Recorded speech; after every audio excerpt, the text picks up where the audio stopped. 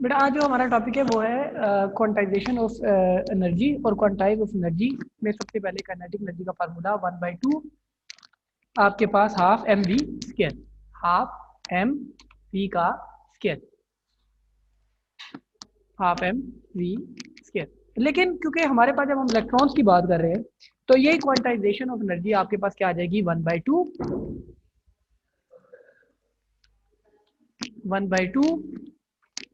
आपके पास के E square by R, K E square divided by R. R आपके पास किसी भी ऑर्बिट की बात कर सकते हैं आप, जिस ऑर्बिट की बात करोगे आर उस ऑर्बिट का यूज किया जाएगा। यहाँ पे आर ऑफ एन आपकी बुक में लिखा होगा, आर के नीचे छोटा सा एक एन आ रहा होगा इस तरह, R of N, R of N. तो ये जो आर ऑफ एन का मतलब है nth ऑर्बिट, nth में आपने 1 2 3 कोई भी पुट कर ले तो वो आपका ऑर्बिट बन जाएगा। ये हमारे पास है काइनेटिक एनर्जी। देखिए पोटेंशियल एनर्जी हमारे पास थोड़ी सी चेंज है, वो क्या है,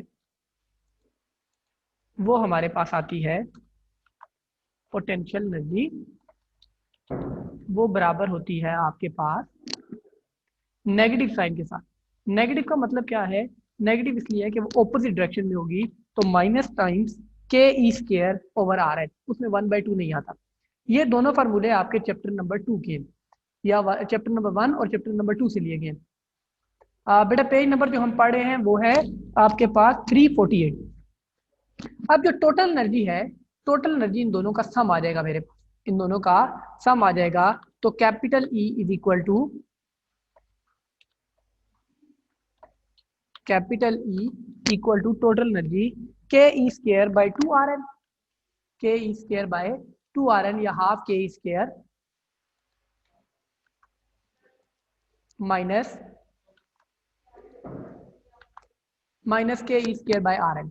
ये मेरे पास आ गई टोटल एनर्जी। अगर हम इन दोनों को माइनस कर दे तो माइनस करने से हमारे पास सिर्फ और सिर्फ रह क्या जाएगा, हमारे पास रह जाएगा इन दोनों को माइनस करने से -1/2 के ई आर एन का होल स्क्वायर, क्योंकि दोनों सेम टर्म्स हैं, एक के साथ एक के साथ 1/2 है और एक के साथ 1 है। तो 1 में से 1/2 माइनस करेंगे तो 1/2 रह जाएगा और बड़ा साइन माइनस का आपके पास आ जाएगा। ये हमारे पास आ जाएगी टोटल एनर्जी। अब जो हमने आर की वैल्यू निकाली थी, जो हमारे पुरानी इक्वेशन के अंदर थी, जो हमने कल निकाली थी, जो हमारे पास ये निकली थी R N equal to N square H square by 4 pi K E M square. तो ये वैल्यू जब हम लेते हैं और ये वैल्यू जब हम यहाँ सब्स्टिट्यूट कर लेते, ये पूरी वैल्यू हमने ली और वो हम अगर यहाँ पे सब्स्टिट्यूट कर दें, कौन सी वैल्यू, वो ये वैल्यू है। तो ये वैल्यू अगर हम अपनी इस पुरानी इक्वेशन के अंदर सब्स्टिट्यूट कर लेते हैं,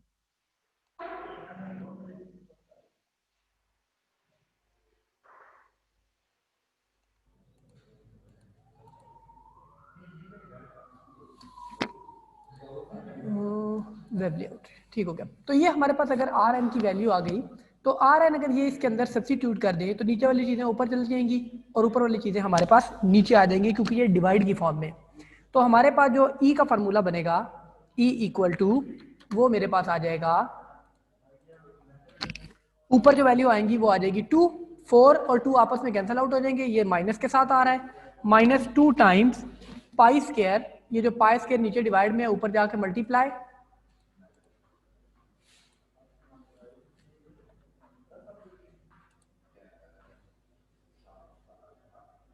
पाई स्क्वायर, पाई स्क्वायर के बाद के, और ये जो के है ये दोनों मिलके के स्क्वायर बन जाएगा, के का स्क्वायर आ जाएगा। ई स्क्वायर पहले मौजूद है, ई स्क्वायर यहां मौजूद है, तो ई पावर 4 आ जाएगा।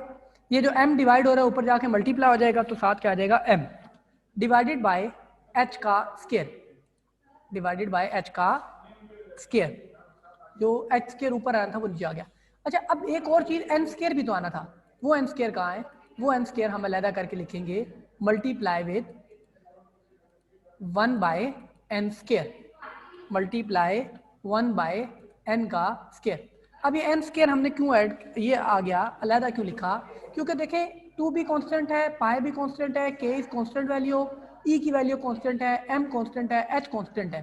सिर्फ और सिर्फ ये जो ई डिपेंडेंट है किसके ऊपर है, एन के ऊपर। अब इसको हम सुपरस्क्रिप्ट में लिखें तो ई किसके ऊपर डिपेंडेंट है, एन के ऊपर। अगर हम 1 पुट करेंगे तो 1 का रिजल्ट आएगा, 2 पुट करेंगे तो 2 का रिजल्ट आएगा। ये जो सारी वैल्यू है ये वाली कंट्रोल सी, ये सारी वैल्यू उन्होंने किसके इक्वल ले ली, उन्होंने ई नॉट के इक्वल ले ली। किसके इक्वल ले ली, ई नॉट के। ई नॉट या ई वन जो भी आप उसको नाम दे दें, ये हमारे पास आ जाएगी ई नॉट या ई वन। उन्होंने ई नॉट नाम दिया है, आप ई वन भी दे दें तब भी ठीक है, क्योंकि हम यहाँ 1 पुट करेंगे ये 1 हो जाएगा। तो हमारे पास ये ई वन कह सकते हैं या ई नॉट कह सकते हैं। आप ई नॉट कह लें या ई वन कह लें, ये आपकी मर्जी है। हमारे पास ई नॉट की ये वैल्यू आ गई, और इसका जब हम रिजल्ट निकालें तो हमारे पास रिजल्ट ई नॉट का जो आता है वो इक्वल आता है, equal to 13.6 electron watt, 13.6 electron volt. अच्छा बेटा, अगर आप इसको E1 लिखेंगे तो याद रखिएगा ये माइनस के साथ लिखना है, क्योंकि हमने माइनस को कंसीडर नहीं किया, तो इसलिए उन्होंने इसको ई नॉट का नाम दे दिया। ई नॉट इसलिए दिया गया है क्योंकि ये माइनस कंसीडर नहीं हो। अगर हम 1 करेंगे तो यहाँ 1 आएगा और वो नेगेटिव साइन आएगा। ठीक है, तो हमारे पास जो पहले शेल की एनर्जी है वो बराबर आ जाएगी E1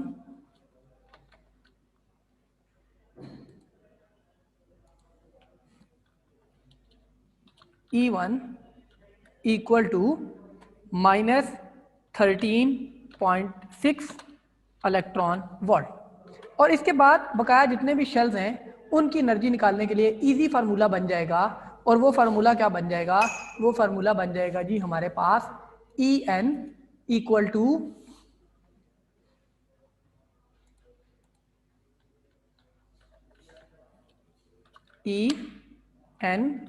to minus 13.6 divided by N का स्केयर। एन का स्केयर, आप एन की वैल्यू चेंज करते जाएं तो आपके पास एनर्जी जो क्वांटाइज एनर्जी है हर ऑर्बिट की वो आती जाएगी। एन 1 पुट करेंगे तो फर्स्ट ऑर्बिट की आएगी, सेकंड पुट करेंगे तो सेकंड ऑर्बिट की आएगी, थर्ड पुट करेंगे तो थर्ड ऑर्बिट की आएगी। अब हमारे पास जो हमारे पास था hydrogen emission spectrum. Emission spectrum में जब हमने रिजल्ट निकाले थे तो हमने ये देखा था कि जो हमारे पास पैटर्न बनता है वो हमारे पास एक हाइड्रोजन स्पेक्ट्रम जो बनता है वो एक लाइन स्पेक्ट्रम बनता है। अब लाइन स्पेक्ट्रम बनने की वजह ये थी कि हमारे पास E N minus E P अगर हम करें तो वो जो फार्मूला था H F is equal to minus E not 1/n² minus 1/p²। ये फार्मूला हम लोग पहले यूटिलाइज कर चुके हैं। तो अगर वो वाला फार्मूला हमारे पास मौजूद है, जिस तरह मैं दोबारा यहाँ से हाइड्रोजन स्पेक्ट्रम और हाइड्रोजन स्पेक्ट्रम में जो फार्मूला था वो था हमारे पास H F equal E not minus E not minus E not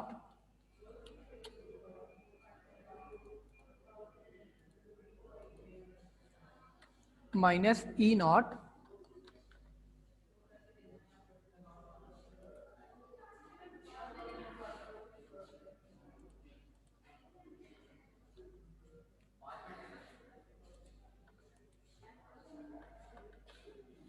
one divided by N square,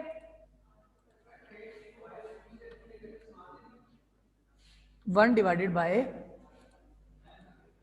p²। p आपके पास ऑर्बिट नंबर, जो छोटा ऑर्बिट है वो है, n जो आपके पास बड़ा ऑर्बिट है वो है। तो ये हमारे पास उस एनर्जी के बराबर है एच एफ के। ये हमने उस दिन रिजल्ट निकाला था। अब इसमें अगर 1, इसमें 2, इसमें 3, 4 पुट करें तो हमारे पास डिफरेंट सीरीज बनती जाएंगी। और ये जो ई नॉट है, ये जो ई नॉट यहाँ पे लिखा हुआ है, अगर हम इन दोनों तरफ आपके पास लेमडा में चेंज करना चाहें, एफ बराबर होता है सी बाय लेमडा के, और अगर ये सी बाय लेमडा पुट कर दूं एफ की जगह पे तो ये इक्वेशन चेंज होके कुछ यूं आ जाएगी,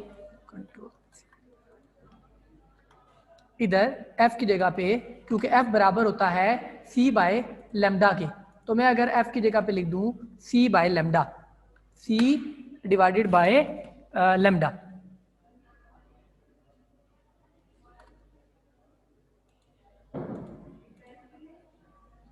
लेमडा और लैम्डा को इधर रहने दूं, ये सी और एच को साइड पे ले जाऊं तो इक्वेशन चेंज होके कुछ यूं बन जाएगी,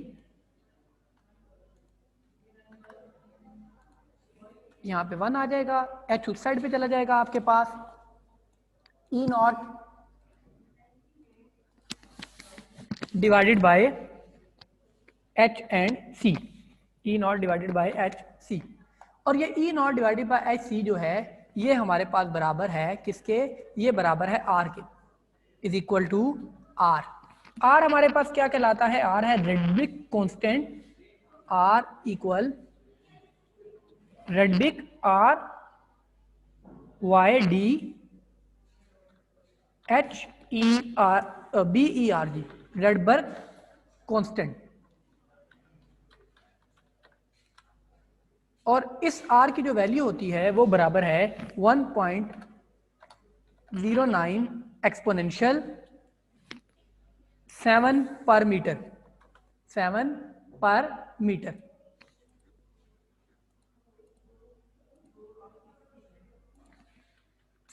मीटर। ओके जी, ये हमारे पास रेडबिक कांस्टेंट है, उसकी वैल्यू हम पुट करेंगे तो हमें किसी भी लैम्डा की वैल्यू मिल जाएगी जो दो आपके शेल्स के दरमियान जो एनर्जी गैप है उसकी जो एनर्जी जो या फोटोन उसने एब्जॉर्ब करना है उसकी वेवलेंथ कितनी होगी। ठीक हो गया, तो ये हमारे पास रेडबिक कांस्टेंट है, इसकी वैल्यू आपने याद करनी है, ये बहुत इंपॉर्टेंट है और ये पेपर में कई दफ़ा MCQ में पूछी जाती है और न्यूमेरिकल में भी आप इसको यूटिलाइज करते हैं।